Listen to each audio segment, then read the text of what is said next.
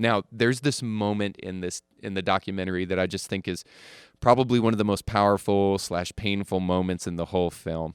And it's when you're speaking to a family there, I think it was outside of Mosul, but in Iraq, and you're talking to them. They're so glad to see you. They go away, and they're maybe 100 yards down the road from you guys, and they come across an ISIS landmine, and they're blown up, and the people that are with them, and right there in that moment, you have this very raw, very real feeling about what you want to do to ISIS. You want to get rid of them. You want to terminate them. You want them to be ended. And that resonates with me, because I can only imagine what it was like to be sitting there talking to little children, speaking to a family, minding their own business, who were then blown up by a landmine.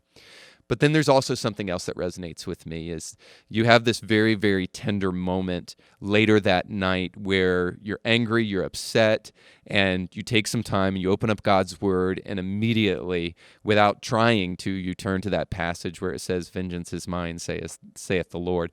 And then you go back to one of your team members and you essentially apologize for the way that you responded there.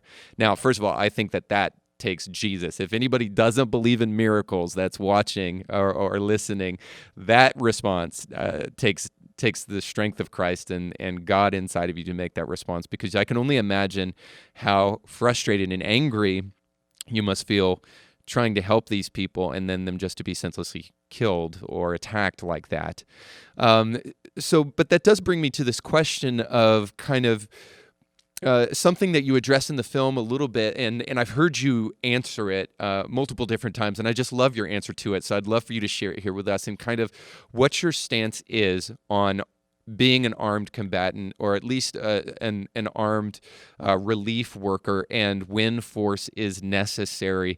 Kind of that balance, even, maybe this is a crude way to say it, that balance between being a soldier and a missionary, because that's two thoughts that people can't really hold together in their head. And since the whole basis of this podcast is to really help people think about challenging things and things that help us deepen our faith and just deepen our intellectual process, how have you been able to balance those two worlds?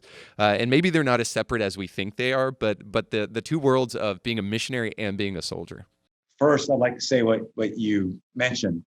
When that little girl was killed, which I had a connection with that little girl, it was like my daughter was killed. And I thought, I can't live with myself if I don't do something about this. Yeah. And it's justice to go after these guys and hunt them down and kill them until I can't.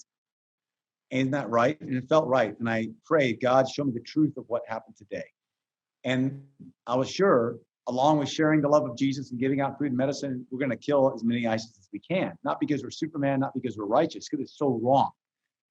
But the next morning, when I opened my Kindle about 5:30 in the morning before we started off with the Iraqi army again, 3 times in a row at random, I kept getting the same message. Right. Revenge belongs to God. It doesn't say there's no revenge. It says revenge belongs to God. And right then I realized I was trying to take revenge. I said, Jesus, forgive me. I give up revenge. And it was like a 2,000-pound weight lifted off my shoulder. And what you just said was only Jesus could do it. I didn't even know I had that weight on me. I thought it was justice. But what's the difference between revenge and justice? Is love. Because love not only frees you from all that hate that comes with revenge and the spiritual damage that comes to you from revenge, it gives a chance for the perpetrator or the person that hurt you to change. And if they don't, they don't. That's their business. But then when you decide about the punishment or your reaction, it's also bound up in what's best for them, not just what's best for me, what's best for them, because I want you to change. And I think at that point, when you've been hurt badly, for me anyways, only God could change my heart. Yeah, I was done. But he did it. He did it. And that's one reason I follow him, because he's supernatural. It's not just a philosophy or psychology. It's something, it's spiritual, it's bigger.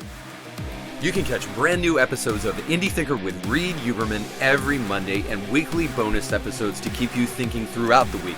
But you have to subscribe and click the bell to be notified when new episodes drop. If you enjoy this content, make sure to like this video and share it with friends.